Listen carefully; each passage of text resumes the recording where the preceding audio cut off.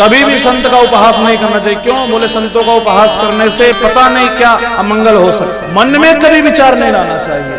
श्री हरिराम व्यास जी महाराज के जीवन में आता है कि वो एक मानसिक सेवा संतों की करते थे। एक बार उनके मन में आया कि कबीरदास जी की सेवा कर रहे थे, मानसिक सेवा। एक दिन एक संत की मन में आवाहन करते, उनकी खूब सेवा करते, भोग लगाते, उनका पद प्रक्षालन इत्यादि सब कुछ करते थे। तो उस दिन कबीर जी का ध्यान किया और मन में विचार आया, कबीर जी जो है, मन तो मन ही है, मन में विचार आया कबीर जी ज्ञानी भक्त थे, रसिक भक्त नहीं थे। बस इतना। जिन हरिराम व्यास जी महाराज को प्रत्यक्ष ठाकुर जी दिखते थे, उनके गोद में बैठते थे राधा माधव भगवान। इतना मन में विचार आते ही संत के प्रति उनका जो है भगवान दिखना बंद हो गए, भगवान के दर्शन बंद हो गए। नित्य लीलाओं के दर्शन होते थे, उन लीलाओं का दर्शन बंद हो गया। तड़पने लग गए, कौन सा अपराध मैंने किया? ठाकुर जी ने दर्शन देना बंद कर दिया।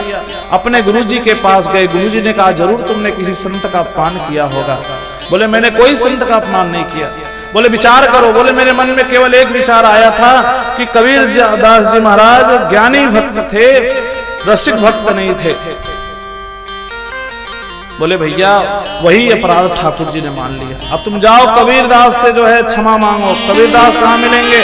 कबीरदास 13वीं शताब्दी के, हरिराम व्यास जी 16वीं शताब्दी के, 300 साल पूर्व हुए थे। उनसे जाकर के यमुना जी के किनारे एक सुंदर भाव गाया, सुंदर एक पद गाया। उसी समय यमुना से कबीरदास जी प्रकट हुए, क्षमा मांगी। उन्होंने कहा भैया मुझे तो कुछ बुरा नहीं लगा, यदि भगवान ने बुरा माना होगा तो हम भगवान से प्रार्थना करते हैं कि आपको क्षमा कर दे। और जैसे कबीरदास जी ने क्षमा किए, वैसे ही फिर से उनको सारी लीलाएं होने लग गई। भगवान उनको दर्शन देने लग गए, भगवान का साक्षात्कार होने लग गया।